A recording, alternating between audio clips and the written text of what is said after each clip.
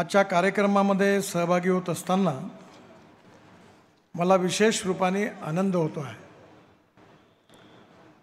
आनंद याकरता होतो आहे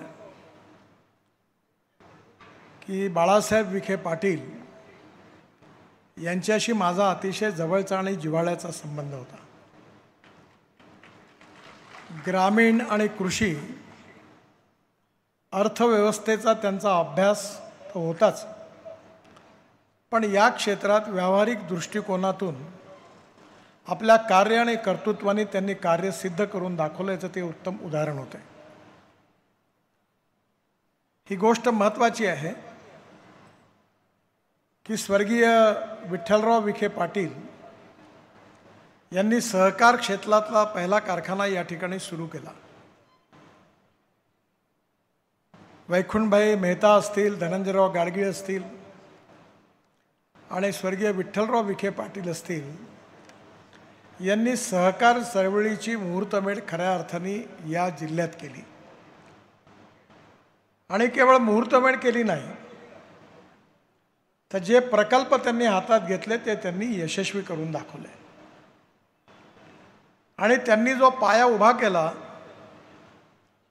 तो बाळासाहेब विखे पाटलांनी आपल्या कार्य आणि कर्तृत्वाने अजून विकसित केला। बाळासाहेबांच्या जीवनामध्ये, ग्रामीण आणि कृषी जीवनामध्ये त्यांचे एक सुस्पष्ट विचार होते की या देशातले गाव, गरीब, मजदूर, शेतकऱ्याचं कल्याण कसं झालं पाहिजे, या देशातला ग्रामीण भाग सुखी, समृद्ध आणि संपन्न कसा झाला पाहिजे। आणि यामध्ये त्यांनी विशेषतः या विकासाच्या दृष्टिकोनातून शैक्षणिक क्षेत्रामध्ये आणि सामाजिक क्षेत्रामध्ये देखील उत्तम कार्य केलं। पण सहकार क्षेत्रातल्या यशामुळे या ठिकाणी काम करण्याकरता शक्ती मिळाली आणि म्हणून त्यांचं कार्य, कर्तृत्व आणि नेतृत्व हे माझ्यासारख्या लहान व्यक्तीकरता नक्की प्रेरणादायी होतं। कारण ज्यांच्यापासून आपल्याला काही शिकता येईल अशी माणसं हळूहळू कमी होत चाललेली आहे। आणि त्यामुळे ते जेव्हा अर्थराज्यमंत्री होते त्या काळामध्ये अटल बिहारी वाजपेयी प्रधानमंत्री असताना, मी महाराष्ट्रात मंत्री असताना नंतर वाजपेयी साहेबांनी मला बोलावलं आणि मला प्रत्येक गावामध्ये रस्ता जोडण्याकरता एक योजना तयार करण्याचा आदेश दिला। ज्यावेळी अटलजींनी मला हे जबाबदारी दिली त्यावेळी मी बाळासाहेबांना भेटायला गेलो आणि त्यांना मी सांगितलं की अटलजींनी ही इच्छा व्यक्त केली आहे। त्यांनी सांगितलं की हे अतिशय योग्य काम आहे। मी अर्थराज्यमंत्री आहे आणि नाबार्डकडनं किंवा अन्य काही संस्थांकडनं या योजनेत सहकार्य लागलं तर मी सगळं करीन, पण ही योजना यशस्वी झाली पाहिजे, याकरता जे काही करता येईल ते तुम्ही सगळं करा, अशा प्रकारचा आशीर्वाद त्यांनी त्यावेळी मला दिला। नाबार्डचे अध्यक्ष, रिझर्व्ह बँकेचे डेप्युटी गव्हर्नर, एक मोठी कमिटी होती। 6 महिने आम्ही याच्यावर कार्य केलं आणि मी वाजपेयी साहेबांना आपला रिपोर्ट सबमिट केला। त्यांनी तो स्वीकारला आणि 15 दिवसानंतर डॉक्टर अब्दुल कलाम साहेबांनी त्या योजनेची घोषणा केली। त्या योजनेचं नाव होतं प्रधानमंत्री ग्राम सडक योजना। आपल्या देशामध्ये 6.5 लाख गावं आहेत। यापैकी 4.5 लाख गावांना पहिल्यांदी मजबूत रस्त्यांनी जोडण्याचं कार्य या देशाच्या इतिहासात कोणी केलं असेल तर ते त्यावेळचे प्रधानमंत्री अटल बिहारी वाजपेयी यांनी केलं, याचा मला अतिशय अभिमान आहे। आणि ती योजना बनवण्याचं सौभाग्य मला मिळालं, हा माझ्याकरता मोठा बहुमान आहे। खरं म्हणजे 47 साली देशाला स्वातंत्र्य मिळालं। त्या काळामध्ये मला कोणावर राजकीय टीका नाही करायची, पण विशेषतः जे नियोजन झालं, जो आर्थिक विचार आला, त्यामध्ये ज्या प्रमाणामध्ये ग्रामीण विकासाकरता, कृषी विकासाकरता जल, जमीन, जंगल आणि जानवर याच्यावर आधारित अर्थव्यवस्था केंद्रित करण्याची आवश्यकता होती, त्याला जेवढं प्राधान्य मिळालं पाहिजे ते मिळालं नाही. आणि त्याचा पहिला परिणाम असा झाला की मोठ्या प्रमाणावर गावातून लोक शहराकडे गेली. ज्यावेळी महात्मा गांधींची चळवळ सुरू झाली त्यावेळी गांधीजींनी सांगितलं की आपला देश गावामध्ये राहतो, कारण 90% लोकसंख्या त्यावेळी ग्रामीण भागामध्ये होती. पण कालांतराने 30% लोकांचं मायग्रेशन झालं. मुंबई, पुणे, दिल्ली, बेंगलोर, चेन्नई, मोठ्या मोठ्या शहरामध्ये अर्बन पॉप्युलेशन वाढली आणि ग्रामीण भागामधली लोकसंख्या कमी होत चालली. कोणी खुशीने शहराकडे नाही गेलं. याकरता लोक शहराकडे गेले. याचं कारण गावात शिक्षणाच्या उत्तम सुविधा नव्हत्या. याकरता शहराकडे गेले की तरुण मुलाच्या हाताला रोजगार नव्हता. याकरता मजबुरीतून लोक शहराकडे गेले की उद्योग व्यवसायामध्ये काम करण्याची संधी त्यांना तिथे मिळाली. आणि मग आपला प्रश्न सोडण्याकरता नाईलाजाने आपलं गाव सोडून अनेक लोक शहराकडे गेली. पण जर या सगळ्या सुविधा जर ग्रामीण भागामध्ये उपलब्ध असत्या तर ही लोक नसती गेली. आणि त्यामुळे आज ग्रामीण कृषी आणि अर्थव्यवस्थेचं महत्त्व खूप मोठं आहे. आपल्या देशाचा जर विकास मोजायचा असेल तर याकरता GDP किती आहे, सकल राष्ट्रीय उत्पन्न किती आहे याचा हिशोब केला जातो. जगामध्ये प्रत्येक देश अशा प्रकारचा हिशोब करत असतात. आपल्या देशामध्ये 12% उत्पन्न जे आहे देशाचं ते कृषी आणि ग्रामीण क्षेत्रातून आहे. 22 ते 24% मॅन्युफॅक्चरिंग म्हणजे इंडस्ट्रीयल सेक्टरमधून आहे आणि 52 ते 54% सर्व्हिस सेक्टरमधून आहे. पण आपल्या देशामध्ये आज 60-65% लोकसंख्या ही ग्रामीण भागात आहे. त्यांचं सकल उत्पन्न फक्त 12% देशाकरता ते कॉन्ट्रीब्यूट करतात. आणि इंडस्ट्री आणि सर्व्हिस सेक्टरमध्ये मात्र त्यातलं जवळपास 75% उत्पन्न जे आहे ते शहरी भागातून होतं. मला आठवतं ज्यावेळी शेतकरी संघटनेचं आंदोलन जोरात व्हायचं तेव्हा एक नारा दिला जात होता की साहेबाची मुलगी काय म्हणते, शेतकरी नवरा नको म्हणते. म्हणजे 50 एकराची शेती असेल तरी त्याला मुलगी द्यायला लोक तयार नव्हते होत. पण जिल्हा सहकारी बँकेत चपराशी म्हणून लागला तरी चालेल पण शेतकरी नको, अशा प्रकारची समाजातली स्थिती निर्माण झाली. आणि ही स्थिती बदलली पाहिजे. ग्रामीण भाग सुखी समृद्ध संपन्न झाला पाहिजे. ग्रामीण भागामध्ये सर्वांगीण विकास झाला पाहिजे अशी तळमळ राखणारी बाळासाहेब विखे पाटलांसारखे नेते होते की ज्यांनी ते आपल्या कर्तृत्वातून सिद्ध करून दाखवलं. म्हणजे आपल्या जिल्ह्याचं नाव दुष्काळी जिल्हा म्हणून. आता मी विखे पाटलांना प्रश्न विचारला की इरिगेशन किती आहे, 22-24% म्हणाले. मी त्यांना विनंती केली की तुम्ही काही करा, आता जलसंवर्धन मंत्री आहात, तुम्ही या जिल्ह्यातलं सिंचन कुठल्याही परिस्थितीत 60 ते 65% झालं पाहिजे यावर तुम्ही काम करा, प्राधान्य द्या. मी काही फार विद्वान नाही आहे. बऱ्याच लोकांचा समज आहे मी इंजिनियर आहे, पण मी इंजिनियर पण नाही. मला 13 डिलिट्स मिळालेल्या डॉक्टरेट आणि त्यापैकी 6 कृषी विज्ञानावर मिळाल्या. राहुरी विद्यापीठाची पण मिळाली, पंजाबराव कृषी विद्यापीठाची मिळाली, परभणी विद्यापीठाची मिळाली, बाबासाहेब आंबेडकर विद्यापीठ, देशातल्या अनेक चेन्नईच्या त्या भागातल्या मिळाल्या. त्याचं कारण मी माझ्या आयुष्यात हे ठरवलं की जेवढं मिळायचं तेवढं पुष्कळ मिळालं. आता उर्वरित आयुष्यात जर काही करायचं असेल तर विदर्भामध्ये शेतकऱ्यांनी आत्महत्या नाही केल्या पाहिजे याकरताच आपलं आता काम करायचं. आणि म्हणून मी बाळासाहेब विखेंनी तर खूप मोठं काम केलं, मी छोट्या प्रमाणावर काम केलं. आमच्या इकडे पाणी हीच समस्या आहे. पाणी हाच कळीचा मुद्दा आहे. मी नेहमी म्हणतो की अर्थमंत्र्यांना आग्रह धरला पाहिजे की तुम्ही बजेट जेव्हा तयार करता तेव्हा पहिली प्रायोरिटी पाण्याला द्या. पण आता मी ज्यावेळी जलसिंचन मंत्री होतो, देशाचा जलसंवर्धन मंत्री होतो, त्यावेळी मी आपल्या जिल्ह्यातल्या महाराष्ट्राकरता 15,000 कोटी रुपये दिले.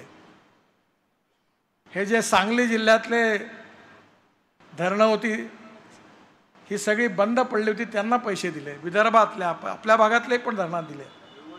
देवगण मला वारंवार अनेक इथले आमदार वारंवार भेटायला यायचे. अडचणीत होतं, ते मंजूर नव्हतं, त्या या लिस्टमध्ये नाव नव्हतं, पण पाण्याबद्दलची एवढी तीव्रता होती, मागणी होती. एक छोटंसं तत्व बाळगलं की धावणाऱ्या पाण्याला चालायला लावा, चालणाऱ्या पाण्याला थांबायला लावा आणि थांबलेल्या पाण्याला जमिनीला प्यायला लावा. गावातलं पाणी गावात, घरातलं पाणी घरात आणि शेतातलं पाणी शेतात. आता याच्यामध्ये एक विज्ञान पण आहे की आपल्याकडे जे खडक असतात, रॉक्स आहेत, ते 10 प्रकारचे आहेत. आपल्यापैकी काही लोकांनी कदाचित जिओलॉजी, जिओफॉर्मॉलॉजी, मिनरॉलॉजी, क्रिस्टोग्राफी शिकली असेल. त्या रॉकचं वर्णन 10 प्रकारात आहे. Talc, gypsum, calcite, apatite, orthoclase, quartz, corundum, diamond. तर डायमंड हे हार्डेस्ट मटेरियल आहे आणि आपल्या प्रत्येक जिल्ह्यातला रॉक वेगळा आहे. आम्ही सगळेजण सह्याद्रीचं पठार पाहिल्यामुळे आमच्या डोक्यात आहे की पर्वत म्हणजे काळा दगड. मला पहिल्यांदा हिमालयात कळलं की काळा दगड म्हणजे पर्वत नाही, तर माती आणि पांढरे छोटे छोटे दगड, त्याचा हिमालय तयार झाला. तिथे दगडच नाही आहे, लँडस्लाईड होतात. आणि त्यामुळे जमिनीमध्ये हे जे 10 रॉक्स आहेत यांचं काही कॅरेक्टर आहे की नदी नाल्यांचं खोलीकरण करून त्यात 2 प्रकार आहे, पाणी पिणारे आणि पाणी न पिणारे. जोपर्यंत जमीन खोदायची आणि पाणी पिणारा रॉक लागत नाही तोपर्यंत खाली करायचं आणि नंतर जेव्हा पाणी पिणारा रॉक लागेल तेव्हा थांबायचं आणि पावसाळ्यातलं पाणी तिथे अडवायचं आणि जिरवायचं. आपल्या जिल्ह्यात अनेक लोकांनी हे कामं केली आहे. मी काही नवीन सांगत नाही आहे. आणि यामधून मोठ्या प्रमाणावर काम करण्याची संधी मला मिळाली. मी राष्ट्रीय महामार्गाचा मंत्री झालो. आता रस्ते बांधायला आम्हाला काळी माती लागते, मुरुम लागतो. त्यावेळी आम्ही ह्या कल्पनेतून मी एक योजना तयार केली आणि देवेंद्रजींना ती योजना दिली. आणि मी त्यांना विनंती केली की नदी नाल्यांचं खोलीकरण, धरणांचं खोलीकरण, तलावांचं खोलीकरण हे मी मोफत करून देतो. तुम्ही फक्त मला रॉयल्टी त्याची मागू नका. ती रस्त्याच्या कामाकरता ते मटेरियल मी टाकतो आणि मी तुम्हाला तलाव बांधून देतो. त्यांनी GR काढला आणि माझी आता विखे पाटलांना विनंती आहे की तुम्ही हा विषय सगळ्यात प्रतिष्ठेचा आणि ताकदीचा करा. मी पंजाबराव कृषी विद्यापीठात 36 तलाव बांधले. अनेक महाराष्ट्रामध्ये बुलढाणा आणि अजिंठा रस्त्यावर बुलढाणा पॅटर्न प्रसिद्ध झाला. बुलढाणा ही दुष्काळी भाग. सगळे नदी नाले खोलीकरण केले, तलावाचं खोलीकरण केलं, धरणाची माती काढली फुकट, 1 रुपया न मागता, आणि सगळी माती रस्त्यात वापरली. आणि त्यामुळे त्या भागात वॉटर कॉन्झर्वेशन कॅपॅसिटी वाढली. आणि एवढे सुंदर रिझल्ट आहे की आता माझ्या टीमला मी पाठवीन. ज्या ठिकाणी 800 फूट पाणी खोल गेलं होतं तिथे पाण्याची लेवल 80 फुटावर आली. आणि मी दुसऱ्याचं उदाहरण सांगत नाही, माझं सांगतो. माझ्याकडे 60 एकर शेती होती आहे. माझी पत्नी शेती बघते. आणि विदर्भ म्हणजे किती कठीण आहे तुम्हाला माहिती आहे. तुमचे साखर कारखाने तुम्ही खूप चांगला आहे, तुम्ही म्हणजे मेरिटवाल्या मुलांची शाळा आहे. आणि विदर्भ म्हणजे 100% 33% कमी गुण प्राप्त झालेल्यांची शाळा. आणि त्यामुळे तिथे आता 4 साखर कारखाने माझ्या गळ्यात लटकले आहेत. त्यामुळे मी किती कठीण परिस्थितीतून काम करतील तुम्ही विचार करा. कारण भावना आणि व्यवहार यात फरक असतो. पण मी ते इतर काही गोष्टी सुरू करून त्याचा लॉस भरून काढून बँकेचं कर्ज फेडतो. या सगळ्या याच्यामध्ये माझ्याकडे जेव्हा या ठिकाणी 3 विहिरी होत्या, मला काही टीका करायची नाही, पण आपल्या सरकारी वीज केव्हा येते आणि केव्हा जाते पताच नाही. तुमच्याकडे येत असेल कदाचित, आमच्याकडे खूप प्रश्न आहेत. आणि त्यामुळे आम्ही सोलर पंप भारत सरकारच्या योजनेतून 7.5 हॉर्स पॉवरचे 3 पंप लावले, नदी नाल्याचं खोलीकरण केलं आणि आता माझ्याकडे 8 ते 10 तास वीज चालते. माझी 60 एकर जमीन पूर्ण पाण्याखाली आली आणि आज अतिशय चांगली ऑर्गॅनिक शेती पण होते, उत्पन्नही चांगलं मिळतं. आणि म्हणून आपल्या भागामध्ये तुम्ही जलसंवर्धनाचा हा कार्यक्रम हातात घ्या आणि विहिरीला पाणी लागलं तर आपला 8 ते 10 तास सोलर पंप, माझ्याकडे 7.5 हॉर्स पॉवरचे 3 पंप आहेत. आणि हे जर पाणी मिळालं आणि ते जर ड्रिपने दिलं तर मी तुम्हाला विश्वासाने सांगतो की शेतकऱ्याचं उत्पन्न दुपटीने वाढल्याशिवाय राहणार नाही, हे निश्चित आहे. त्यामुळे येणाऱ्या काळामध्ये जलसंवर्धनाचं क्षेत्र जे आहे ते खूप महत्त्वाचं आहे. आणि त्याच्यात माझी विनंती आहे की आज मी तुमच्याकडे 4 कामं मंजूर केली. नांदूर, शिंगोटे, कोलार, नंतर नगर ते सबळखेड, आष्टी, चिचपूर, बेले, अलकुरी, निगोज, शिरूर, श्रीगोंदा गावातील एक लहान पूल आहे.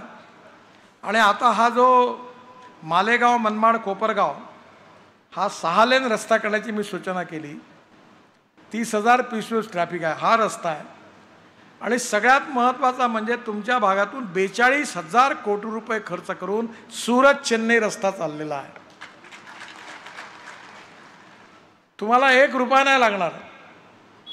तुम्ही फक्त मला कलेक्टरकडनं परवानगी द्या, मी NHAI कडनं तुमच्या जिल्ह्यात हजारो तलाव, नदी नाले खोलीकरण, रुंदीकरण फुकटात करून द्यायला तयार आहे.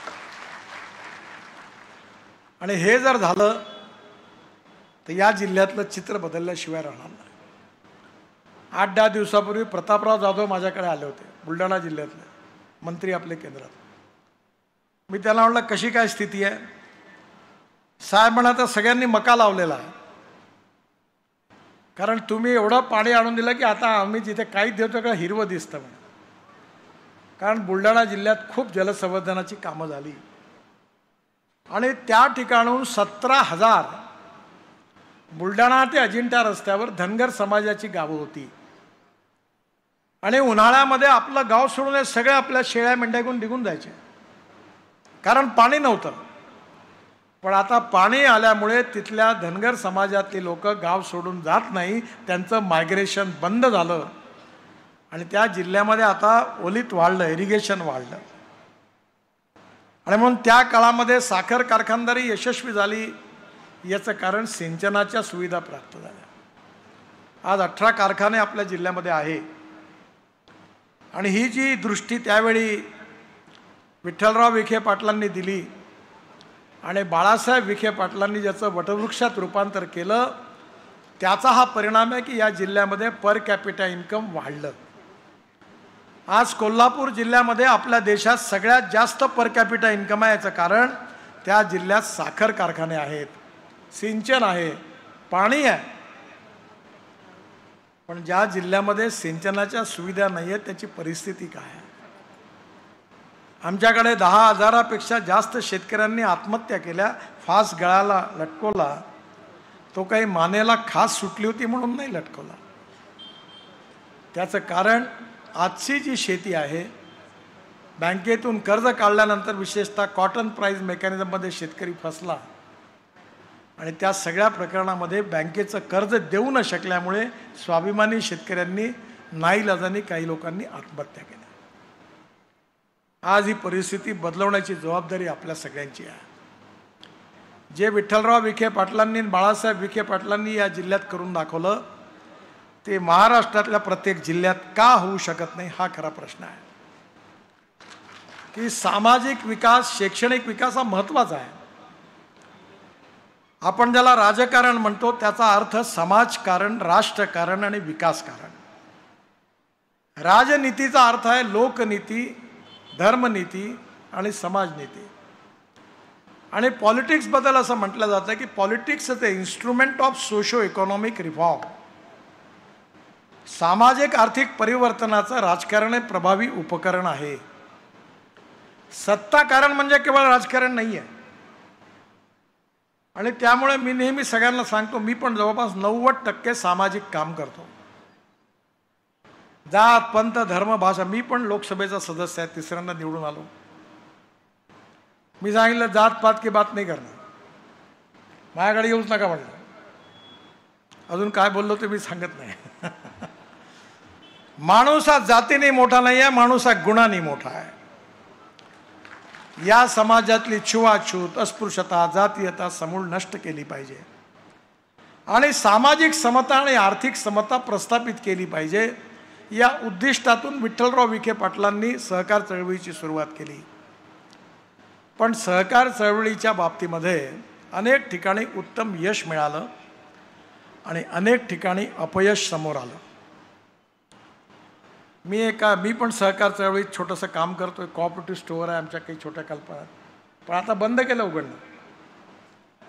कारण जो रजिस्ट्रार सहकार विभागाचा अधिकारी, ज्याला 1 रुपयाचा घेणं देणं नाही, ज्याचा आमच्या संस्थेत शेअर नाही, तो आमचा गाईड अँड फिलॉसॉफर बनला. आणि दरवेळेला ऑडिट करून तो आम्हाला आमच्याकडे डिपार्टमेंटल स्टोअरला आला, म्हणे हे साबण काढा, हे द्या, ते द्या. वस्तू उचलायला चालायला लागला. तर आमच्याकडे कॉम्प्युटर लागला, ते बोंबलायला लागलं. तर त्यांनी सांगितलं, साहेब ते पैसे भरल्याशिवाय माल बाहेर जात नाही. मग ठेवला, फेकला त्याने खाली. म्हणजे चळवळ चांगली असेल तर अधिकारी चालू देत नाहीत. आणि त्यामुळे सहकार चळवळीमध्ये उत्तम उदाहरणं आहेत, तशी वाईट उदाहरणं आहेत. तर मी एका कोऑपरेटिव्ह स्टोअरच्या उद्घाटनाकरता शेतकरी संघटनेचे नेते शरद जोशींना बोलवलं. मला आवडणाऱ्यापैकी एक नेते होते, त्यांचे विचार मला बरेच पटायचे. आणि त्यांनी भाषणामध्ये ते असं म्हणाले की success in cooperative is not the success of cooperative movement, it is the success of cooperative leadership who lead the cooperative movement. म्हणजे जिथे विठ्ठलराव विखे पाटलांचं नेतृत्व मिळालं, बाळासाहेब विखे पाटलांचं नेतृत्व मिळालं, चांगलं मिळालं, तिथे सहकारात यश मिळालं. आणि सहकार कसा डुबवायचा असेल तर एक पुस्तक याच्यापेक्षा 10 खंड काढता येतील. ते लिहायचे असतील तर आमच्या विदर्भात या, जिल्ह्यामध्ये मोठे पुस्तकं लिहिता येतील एवढं मॅटर उपलब्ध आहे. खाऊन खाऊन लोकांनी लंब्या केल्या सगळ्या संस्था. ते कोणा पक्षाचा हा प्रश्न महत्त्वाचा नाही आहे. पैसा कमवणं हा गुन्हा नाही आहे, पण राजकारण किंवा समाजकारण हा पैसा कमवण्याचा धंदा होऊ शकत नाही. त्याकरता वेगळ्या गोष्टी आहेत. आणि दुर्दैवाने अनेक ठिकाणी सहकार चळवळीत हे पथ्य न पाळल्यामुळे ती कोळमळून पडली. सूतगिरण्या बंद पडल्या, कारखाने बंद पडले. आणि म्हणून गुणात्मकरित्या बदल जर सहकार चळवळीत करायचा असेल तर नेतृत्व जे आहे ते जर क्वालिटेटिव्ह असेल, ते जर तपस्वी असेल, त्यागी असेल, कमिटमेंट ठेवणारं असेल आणि समाजाबद्दल, गावगरीब मजदूर शेतकऱ्याबद्दलचं संवेदनशीलता ठेवणारं असेल तर यश मिळतं. हे विठ्ठलराव विखे पाटील आणि बाळासाहेब विखे पाटील यांनी आपल्या आयुष्यात सिद्ध करून दाखवलं. हेच नेहमी मी बाळासाहेबांकडनं समजून घ्यायचा प्रयत्न करत राहिलो.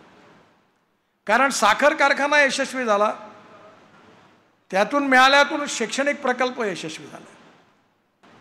त्यामुळे येणाऱ्या काळामध्ये हा जो यशस्वीतेचा मार्ग त्यांनी दिला, हा मार्गाचं अजून जास्त याला मल्टिप्लाय करणं हेच खऱ्या अर्थाने बाळासाहेब विखेंना आणि विठ्ठलराव विखेंना श्रद्धांजली होईल. आजकाल जगामध्ये युनोमध्ये एका गोष्टीची चर्चा झाली आणि ती चर्चा बरोबर बाळासाहेबांच्या विचाराशी जुळले. आहे पुस्तक पण मी चाळलं.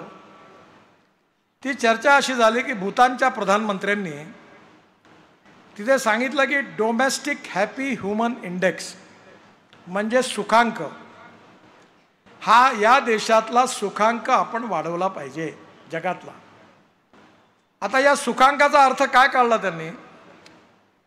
सुखांकाचा अर्थ असा होता की प्रत्येक गावामध्ये जायला रस्ता असला पाहिजे, 24 तास वीज असली पाहिजे, प्यायला शुद्ध आणि स्वच्छ पाणी मिळालं पाहिजे, प्रत्येक गावामध्ये उत्तम शिक्षणाची व्यवस्था असली पाहिजे, शेतकऱ्याच्या मालाला उत्तम भाव मिळाला पाहिजे, त्याकरता प्रोसेसिंग इंडस्ट्रीज असल्या पाहिजे, स्मार्ट सिटीसारखे स्मार्ट विलेजेस असले पाहिजे आणि तरुण मुलाच्या हाताला रोजगार असला पाहिजे. म्हणजे हा जो सुखांक आहे डोमेस्टिक हॅपी वुमन इंडेक्स, हा कसा वाढवता येईल याचा विचार त्यांनी भूतानच्या प्रधानमंत्र्यांनी युनोच्या सभेत मांडला. आणि हा डोमेस्टिक हॅपी ह्युमन इंडेक्स जर आपण काढला तर गडचिरोली जिल्ह्याचा किती आहे आणि नगर जिल्ह्याचा किती आहे तुम्हाला लक्षात येईल. आज शिक्षणाची सोय आहे, उच्च शिक्षणाची सोय आहे, रिसर्च करण्याची सोय आहे, तंत्रज्ञान असेल, नॉलेज ही पॉवर आहे, ही शक्ती आहे. त्यांनी ओळखलं ज्याला बाबासाहेब आंबेडकरांनी नॉलेजला, ज्ञानाला वाघिणीचं दूध म्हटलं होतं. वाघिणीचं दूध. Innovation, entrepreneurship, science, technology, research, skill and successful practices, we name it as knowledge and conversion of knowledge into wealth is the future. ज्ञानाचं रूपांतर संपत्तीत करणं हे आपलं भविष्य आहे. आणि हे जर समजायचं असेल तर ज्ञानार्जन केलं पाहिजे. आणि शिक्षण जे आहे ते सर्व प्रकारचं उच्च शिक्षण, स्किल डेव्हलपमेंट, तंत्रज्ञान, ज्ञान, विज्ञान, तंत्रविज्ञान हे जर आपल्या लोकांना उपलब्ध झालं तर ज्ञानाच्या माध्यमातून आपण विश्वगुरू बनू शकतो. प्रधानमंत्री मोदीजींचं स्वप्न आहे की आपला देश आत्मनिर्भर भारत झाला पाहिजे, आपला देश विश्वगुरू झाला पाहिजे, आपल्या देशामध्ये $5 ट्रिलियन इकॉनॉमी झाली पाहिजे. आणि हे सगळं जर आपल्याला पूर्ण करायचं असेल तर या देशातल्या ग्रामीण भागातल्या जनतेचं उत्पन्न, कृषी क्षेत्राचं उत्पन्न GDP मध्ये 12% आहे, ते कमीत कमी 26% करावं लागेल. 26%. आणि ते 26% करायचं तर नवीन नवीन मार्ग शोधले पाहिजे. मधल्या काळामध्ये मी स्पेनला गेलो, जगातल्या लोकांशी भेटत असतो. एक चांगला विचार आला की आपण 5 फुटावर ऊस लावतो. 2 कंपन्यांनी स्वीट सोरगम तयार केलं, 100 दिवसात येतं. आणि त्याच्यामध्ये जर आपण स्वीट सोरगम लावलं तर एकरी 25 टन जे होतं, ज्याच्यात 14% साखर आहे, तर महिना दीड महिना कारखाना हा स्वीट सोरगमवरून ज्यूस काढून ज्यूस टू इथेनॉल बनवता येईल. आणि शिवाय शेतकऱ्याला 60 ते 70 टन ऊस होईल. म्हणजे टोटल 90 ते 100 टन जर आपल्याला उत्पन्न झालं आणि दोघांना भाव सारखा असेल तर एका शेतकऱ्याला एकरी कमीत कमी 1.5 ते $2.5 लाख रुपयाचा फायदा झाला तर शेतकऱ्याची गरिबी कशा करता राहील. आपल्या भागामध्ये आपण युरिया, सुफला, मिश्र खत फेकून देतो. आज आपण भारत सरकारमध्ये अमेरिकेत गेलेल्या आपल्या तरुण संशोधकांनी नॅनो युरिया, नॅनो मिश्र खत आणलं. आता तर परवा नॅनो युरियावाला एक सायंटिस्ट माझ्याकडे आला, त्यात 32% नायट्रोजन आहे. आपण एका एकरामध्ये 4 पोते युरिया फेकतो ऊसाकरता. माझ्याकडे मी स्वतः ड्रोननी स्प्रेइंग केलं तर 2 बॉटल युरिया 250-250 रुपयाची, एक 500 रुपयात युरियाचं काम झालं. आणि 900 रुपयाच्या 2 बॉटल मिश्र खताच्या वापरल्या. म्हणजे एकरी 5 ते 6,000 रुपये खर्च कमी झाला. आणि आपण जेव्हा रासायनिक खत फेकतो, जमीन खराब करतो, 75% खत वाया जातं, 25% फक्त पिकांना जातं. आणि आपण जेव्हा ड्रोननी स्प्रेइंग करतो तेव्हा 75% प्लांटला जातं आणि 25% वेस्ट होतं. आणि आपण दरवर्षी 1.5 लाख कोटी रुपये हे रासायनिक खत इम्पोर्ट करण्याकरता खर्च करतो. आणि याच्यावर हे सगळे सबसिडी देऊन आपण शेतकऱ्यांना देतो. आज आपली जमीन खराब होत चाललेली आहे. पंजाब आणि हरियाणामध्ये वाईट स्थिती आहे. आपल्याला अभ्यासातून कळलं की ऑर्गॅनिक कार्बन वाढवला पाहिजे. येणाऱ्या काळामध्ये आपल्याकडे जो बायोमास आहे त्याच्यातून ऑर्गॅनिक कार्बन तयार करून आमच्या विदर्भामध्ये MSMEच्या इन्स्टिट्यूटनी आम्ही एक छोटं, त्यांनी सायंटिस्टनी तयार केलं. 5 ड्रमवर आमच्या पराठ्या आम्ही जाळून टाकतो. त्या कॉटन स्ट्रॉ पराठ्या त्याच्यात जाळल्या आणि त्याच्यातून ऑर्गॅनिक कार्बन निघाला. आणि प्रेस मड आणि स्पेंट वॉशवरून जवळपास 25,000 ते 30,000 टन आम्ही सेंद्रिय खत तयार करतो. त्यात तो टाकला आणि झाडांना दिला. मी नेहमी म्हटलं की आपण काही बोललं तर पहिले आपल्याकडे प्रयोग केला पाहिजे. नाही तर उद्या फसला तर लोक आपल्याला दोष देतील. तुम्हाला आश्चर्य वाटेल, माझ्याकडे एकरी 14.5 क्विंटल तुरी झाल्या ऑर्गॅनिक. मी त्याची डाळ तयार केली आणि आमच्या सुपर बाजारमध्ये विकली. 20 दिवसात विकल्या गेली. एकरी 88 टन ऊस झाला मला 10 एकरामध्ये. आमच्याकडे 25, 30, 40 सुरुवात झाली, आता 40-50 वर आले. तेव्हा आता हळूहळू आमच्याकडे काही 15 शेतकरी 100 टनावरही पण निघाले. तुमच्याकडे तर आहेच, पण आमचा थर्ड क्लासचा खजिना आहे सगळा. म्हणजे जर तंत्रज्ञान शिकलं तर हे शक्य आहे.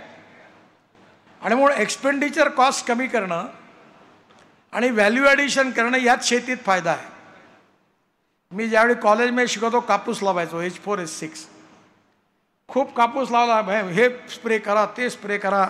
ते SP बोलोचा एक पॉवर स्प्रेअर घेतला होता विकत, आणि मी ते खूप पाठ झालं होते. रोगर आणि प्लॅनोफिक्स आणि दुनियाभरचे औषधं आणायचो, खूप हे करायचो. आणि मला वाटलं आता आपल्याला 18-20 क्विंटल कापूस होईल. 1 लाख रुपयाचा कापूस झाला आणि 89,000चा खर्च झाला. खाया पिया कुछ नाही, ग्लास पोडा हटना. म्हणून येणाऱ्या काळामध्ये टेक्नॉलॉजी महत्त्वाची आहे. मी आत्ता स्पेनमध्ये गेलो होतो. विदर्भातले 25 शेतकरी संत्र्याचे नेले होते. आणि स्पेनमध्ये व्हॅलेन्सिया नावाची एक जागा आहे, जिथे व्हॅलेन्सिया संत्रा आहे, तिथून आलेला आहे. तिथे एका एकरात 340 झाडं लागतात. आणि आमच्याकडे विदर्भात, माझ्याकडे बगीचा आहे, आमच्याकडे एका एकरात 100 झाडं लागतात. ते झाडं आधीच कापून टाकतात, छाटून टाकतात, वाढूच देत नाही. आणि त्यांचं सगळं तंत्रज्ञान ड्रोननी त्याचं शूटिंग करून मी आणलं.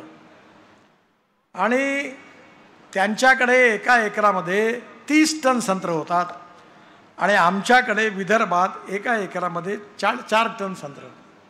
मग कसा आपला विकास होणार? परवा आम्ही आमच्या ॲग्रोव्हिजनतर्फे कार्यक्रम घेतला. आम्ही म्हटलं फुकटात नाही, कारण फुकट दिलं तर लोकांची प्रवृत्ती हरामाचा माल आहे, चला. म्हटलं नाही, जो 250 रुपये भरून पास घेईल त्यालाच हॉलमध्ये एंट्री. 650 लोक आले. 4.5 तास कार्यक्रम झाला. पंजाबराव कृषी विद्यापीठातल्या एका एक्सपर्टनी इस्रायलच्या संत्र्यावरचं प्रेझेंटेशन दिलं. नंतर स्पेनचं प्रेझेंटेशन झालं. आणि लोकांना आता कळलं की आपण काय केलं म्हणजे आपलं उत्पन्न वाढू शकतं. शेती अशी नाही आहे की जमीन आहे, फेकले बी आणि आलं पीक. बीजामध्ये पण परिवर्तन झालं पाहिजे, कलमामध्ये पण झालं पाहिजे. आणि टेक्निक्स जे आहेत तेही आपण समजले पाहिजे, जे आपल्या भागात आहे. आता मला विखे पाटलांना मी मदर डेअरी आणली विदर्भात, मराठवाडा विदर्भ. मला लाज वाटते तुम्हाला सांगताना, पण मी हे आवर्जून सगळ्यांना सांगतो की तुम्ही नगर जिल्ह्यात जेवढं दूध तयार करता तेवढं अख्ख्या विदर्भात होत नाही. ही आमची स्थिती आहे. कसा विकास होईल शेतकऱ्याचा? 50 लाख लिटर दूध तुमच्याकडे आहे. आणि आता आम्ही 3 वर्षात विदर्भात 50 लाख लिटर दूध असं करू तयार, असं तर भाषणात म्हटलं तर लोक टाळ्या वाजवतात. आणि तुम्ही एका जिल्ह्यात 50 लाख. कोल्हापूर जिल्ह्यात किती, सांगली जिल्ह्यात किती? मी म्हटलं आज तुम्हाला विखे पाटलांना विनंती केली, साहेब आम्हाला 50,000 गाई पाहिजे. मदर डेअरी म्हणते गाई आणू राजस्थानमधून, गुजरातमधून. आणि मला खरोखर आनंद आहे की 1952 साली गीर जातीची गाय ही ब्राझीलला गेली आणि तिथे ती 60 लिटर दूध देते. तिचा एक सांड बुल तयार झाला, त्याचं नाव आहे टोरॅन्डो. त्याचं सिमेंट्स आणलं आणि ते भारतातल्या गाईला दिलं तर 15-15, 20-20 लिटरच्या गोऱ्या तयार झाल्या. आणि आता एवढा प्रयोग झालेला आहे की बेटी बचाव अभियान आहे तसं आता आपल्या इकडे गायींकरता करायची गरज नाही, कारण 100% गोरीच होईल. हेही टेक्नॉलॉजी आली. आणि एम्ब्रिओ ट्रान्सफर 2-2, 1.5 लिटरच्या गायी आहे गोरक्षणमध्ये. मी सगळ्या गोरक्षणवाल्यांची कॉन्फरन्स घेतली, त्यांना याची माहिती दिली आणि त्यांना म्हटलं तुम्ही आता 2 लिटरच्या गाईला एम्ब्रिओ ट्रान्सफर करून हे जे सिमेंट्स वापरलं गिरचं, तर 3 वेतामध्ये ती आपली जर्सी आणि जी आहे आता हुस्टन ती पण वापस कन्वर्ट होऊन जाईल. धर्मवापसी आंदोलन करायची गरज नाही, पुन्हा ती भारतीय होईल आणि दूध 25 लिटर 30 लिटर देईल. काल माझ्याकडे उत्तराखंडचे मुख्यमंत्री दिल्लीला आले होते आणि त्यांनी मला 1 किलो तूप दिलं भेट म्हणून. आणि त्यांनी सांगितलं ते 2-2 फुटाच्या छोट्या गायी असतात, त्या गायींचं ते तूप आहे, त्याला काही औषधी व्हॅल्यू आहे. त्यामुळे येणाऱ्या काळामध्ये असे 3 सेंटर महाराष्ट्रात सुरू झाले. एक व्हेटरनरी युनिव्हर्सिटीमध्ये नागपूरला मी सुरू केलं, पण तिथे बरोबर काम नाही होत. कारण त्यांना मी म्हटलं की तुम्ही गावातल्या गायी आणा, हॉस्पिटल बांधा, इथे एम्ब्रिओ ट्रान्सफर करा, कमीत कमी 100 गायी महिन्याला तुम्ही घेतल्या पाहिजे. ते 2 आणि 4 गायी करतात. दुसरं सेंटर पवार साहेबांनी बारामतीत उघडलं आणि तिसरं सांगलीमध्ये चितळे डेअरीने उघडलं. आणि योगायोगाने तिघांचंही उद्घाटन करण्याची संधी मला मिळाली. आता प्रश्न एवढा आहे की दूध तर होईल, पण सरप्लस दूध झालं तर पुढे काय करायचं हा खरा प्रश्न आहे. कारण आपल्या गायी चांगला झाला की दूध वाढणार, चारा उपलब्ध आहे आणि हिरवा चारा आता वर्षभर टिकवण्याचं, सायलोजमध्ये ठेवण्याचं तंत्रज्ञान आहे. त्यामुळे आता दूध वाढल्यावर पुढे काय करायचं याचाही विचार करावा लागणार आहे. आज आपल्या शेतीची समस्या अशी आहे की साखर यावर्षी ठीक आहे थोडं, पण साखर सरप्लस, मका सरप्लस, तांदूळ सरप्लस, गहू सरप्लस. आणि आपली जी MSP आहे मक्याची 1800 रुपये क्विंटल आहे आणि आपल्या भागामध्ये मक्याचा भाव आला होता 1200 रुपये क्विंटल.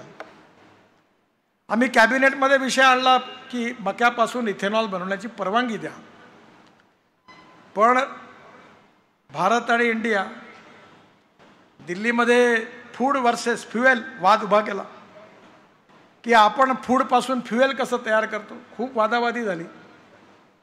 शेवटी परवानगी मिळाली आणि 1200 रुपये क्विंटल जो मक्याचा भाव होता तो 2800 रुपये क्विंटल झाला आणि आज शेतकऱ्यांना 2600 रुपये क्विंटल भाव मिळतोय. याचं कारण मक्यापासून इथेनॉलची सुरुवात झाली.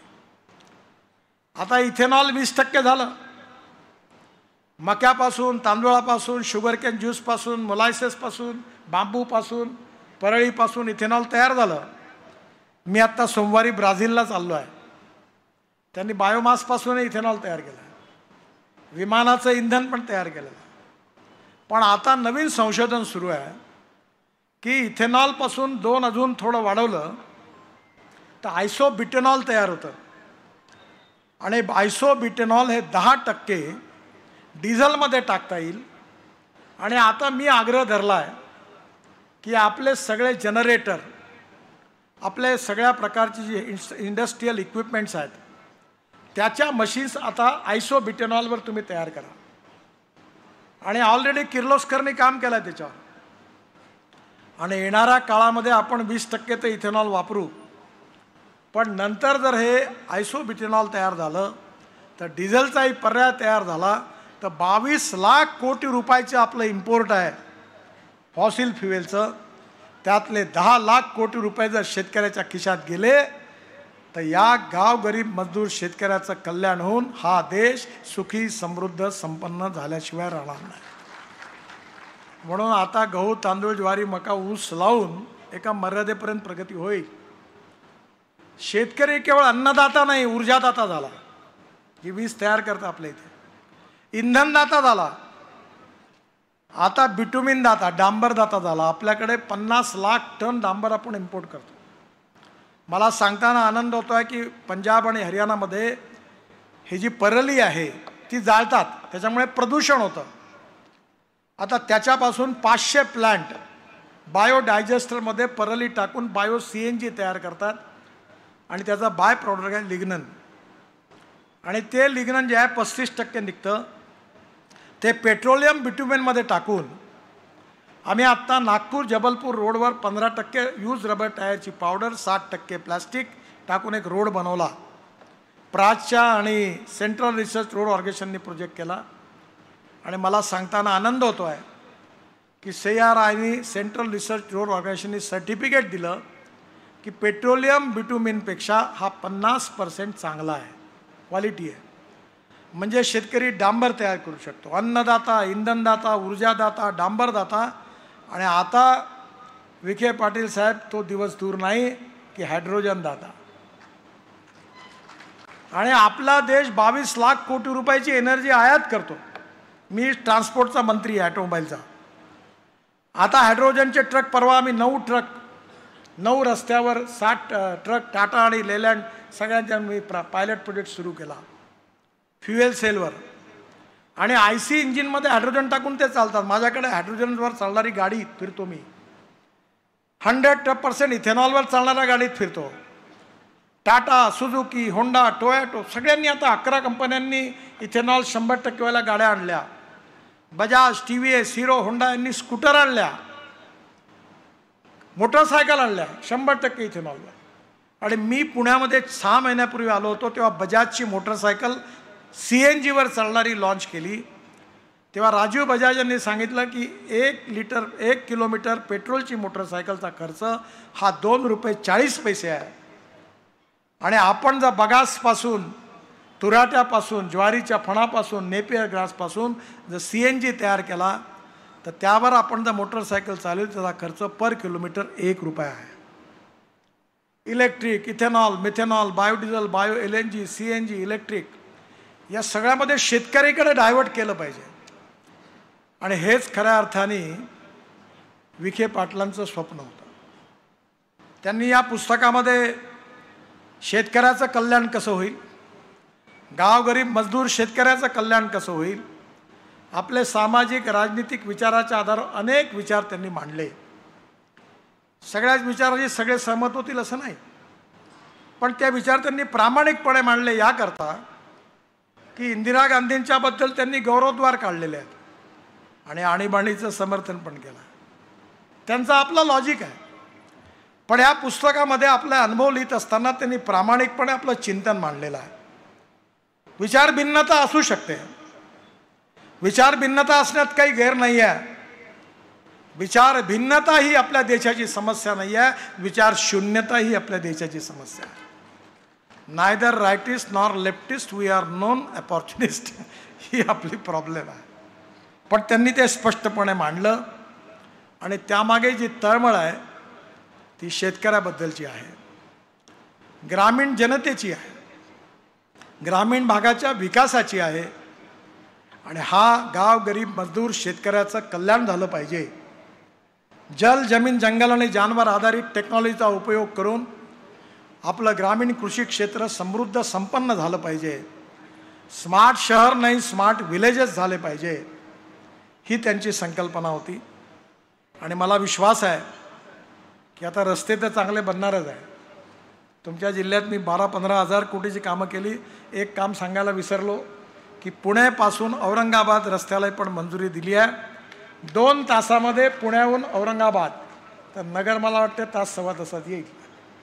आणि हा रस्ता पूर्ण बाहेरून नेलेला आहे, त्यामुळे नगर शहरातला ट्रॅफिक कमी होईल. मला माहिती आहे, मी नगरमध्ये पुष्कळ वेळा यायचो तर आतमध्ये शहरातला नॅशनल हायवे होता, मग बहुतेक आपण बायपास केला, पण तोही आता शहरात आला. आणि एका रस्त्याची कहाणी आत्ता सांगितली साहेबांनी, ती आता तोही पण 3ऱ्यांदा टेंडर निघाला आहे. तुमच्या सगळ्यांच्या आशीर्वादांनी आणि साईबाबांकडे आपण मागणं मागू की आता 3 कॉन्ट्रॅक्टर टर्मिनेट केले, याही वेळ येणार नाही, हाही रस्ता होईल. सुरत चेन्नईचाही पण मार्ग निघाला. 1 महिन्याच्या आत शेतकऱ्यांना पैसे मिळतील. कॅबिनेटच्या अप्रुव्हल करता फक्त थांबलेला आहे.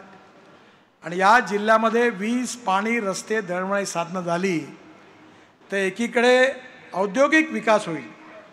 आणि मी आग्रहाने तुम्हाला सांगतो, आजच याची योजना तयार करा. खरं फार गमतीदार उदाहरण आहे. आम्ही पहिल्यांदी लहानपणी भाषणामध्ये म्हणायचो काश्मीर से कन्याकुमारी तक.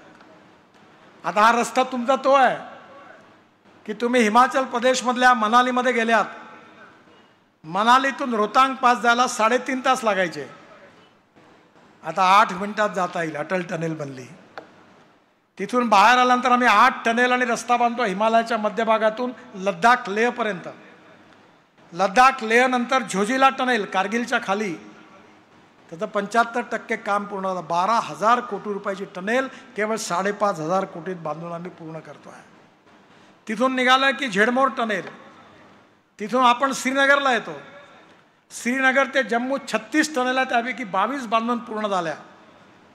आणि कटराच्या आधी दिल्ली कटरा एक्सप्रेस हायवेने डायरेक्ट 6 तासामध्ये दिल्ली आणि दिल्ली मुंबई हायवे आता 1,10,000 कोटी रुपयाचा जवळपास बांधून पूर्ण होत आलेला आहे, महाराष्ट्रात राहिला आहे. आणि तिथून तुम्ही पूर्ण सुरतला याल आणि मग तुम्हाला जर दक्षिणेत जायचं असेल, हैदराबाद, बेंगलोर, चेन्नई, कन्याकुमारी, कोचीन, त्रिवेंद्रम, तर मुंबईला येऊन मुंबईहून पुण्याला आणि पुण्यावरून सोलापूर, कोल्हापूरने जावं लागायचं. आता जायची गरज पडणार नाही. हा जो रस्ता आहे हा डायरेक्ट सुरतवरून नाशिक, नाशिकवरून अहमदनगर, अहमदनगरवरून सोलापूर, सोलापूरवरून कर्नूल आणि कर्नूलवरून चेन्नई, कन्याकुमारी, हैदराबाद, बेंगलोर, मंगलोर, कोचीन, त्रिवेंद्रम. तर खऱ्या अर्थाने हा देशाची हार्ट लाईन बनणार आहे. तुम्ही मेन लाईनवर येणार आहात. सध्या तुमचं मीटर गेज होतं, आता ब्रॉड गेज होणार आहे. आणि या रस्त्याच्या बाजूला जे शेतकरी आहेत त्यांना हात जोडून विनंती आहे, आपल्या जमिनी विकू नका. खूप किंमत येणार. आता तुम्ही नाही विकून टाकाल तर मग जे घेणार आहेत ते हुशार लोक आहेत, ते श्रीमंत होतील. आणि त्या ठिकाणी आता येणाऱ्या काळात जशी मी विखे पाटलांना विनंती केली मगाशी की इंडस्ट्रीयल क्लस्टर, लॉजिस्टिक पार्क उभे करा. हा जिल्हा देशाच्या उद्योगाचं केंद्र बनू शकेल एवढी ताकद या रस्त्यामुळे येणार आहे. मी आता दिल्लीला द्वारका एक्सप्रेस हायवे बांधला. स्टेट ऑफ आर्ट प्रोजेक्ट आहे. एका पिलरवर 4 लेअर आहेत. आर्टिफिशियल टनेल बांधली आहे. कधी विखे साहेब आपण बघायला जा. आणि त्याच्या बाजूला काही नव्हतं, सगळं उजाड स्थिती होती. तिथे आता 10 लाख कोटी रुपयाची इन्व्हेस्टमेंट आली. फ्लॅट्स बनले, बंगले बनले. आणि मी परवा विमानात येताना एक टाय घातलेला माणूस आला एग्जीक्यूटिव क्लासमध्ये, माझ्या पाया पडला, जाडवा पडून. अरे म्हणलं ये मत करो. बोले साहब क्यों नहीं करूँ, मेरा दिवाला पीट गया था. बोले आपने रोड बनाया, मैं 50,000 करोड़ का मालिक बनाऊं, आपको ढूंढ रहा था. बोले हाँ बस आपको अभिनंदन करता हूँ. हे तुमच्या इथे होणार आहे. रोड अमेरिकन राष्ट्रपती जॉन एफ केनेडी म्हणायचे की American roads are not good because America is rich, but America is rich because American roads are good. America धनवान आहे म्हणून अमेरिकेतले रस्ते चांगले नाही झाले, तर अमेरिकेतले रस्ते चांगले झाले म्हणून अमेरिका धनवान झाली. आणि त्यामुळे बाळासाहेबांच्या स्वप्नातला शेतकरी, शेतमजूर या सगळ्यांचं कल्याण करून एक समृद्ध संपन्न जिल्हा हा करण्यामध्ये आपण सगळ्यांच्या प्रयत्नाने जर यशस्वी होऊ तर तीच खऱ्या अर्थाने बाळासाहेबांची स्वप्नपूर्ती होईल. आणि खऱ्या अर्थाने त्यांनी विशेष रूपाने देह वेचावा कारणी हे शीर्षक फार चांगलं आहे. देह वेचावा कारणी याचा अर्थ तुकाराम महाराजांनी जे सांगितलेलं आहे, अनेक संतांनी सांगितलेलं आहे आणि लोकमान्य टिळकांनी सांगितलं की एखादा माणूस आपण जीवनात जगला किती यापेक्षा जीवन जगला कसा हे महत्त्वाचं आहे. मी आजकाल कबीरांचे भजनं ऐकत असतो. त्यांच्या एका भजनात त्यांनी खजूरच्या झाडाचं वर्णन केलं आहे. ये पेड़ तो बहुत बड़ा है बोले, छाव नाही मिळती. म्हणजे झाड असं असलं पाहिजे की त्याच्या छायेखाली अनेक लोकांना आधार मिळाला पाहिजे. शेवटचा मुद्दा सांगून माझं भाषण संपवतो. मी स्टारबक्स नावाचे एक अतिशय स्टारबक्स कॉफीची दुकान आहे जगात, 28,000 30,000 आहे. त्यांचे वडील ट्रक ड्रायव्हर होते, आई नर्स होती. त्यांचं एक आत्मचरित्र प्रकाशित झालं, माझ्या वाचण्यात आलं. आणि त्या आत्मचरित्रामध्ये त्यांनी खूप सुंदर सांगितलं की ज्यावेळी ते एका कॉफी शॉपमध्ये एक वेटर म्हणून काम करत होते, तिथे मेहनत करताना त्यांनी कब्बशा धुतल्या, साफसफाई केली आणि मग आपलं कॉफी शॉप टाकलं. आणि पाहता पाहता जगामध्ये त्यांची कॉफी स्टारबक्स प्रसिद्ध झाली, करोडोपती झाले.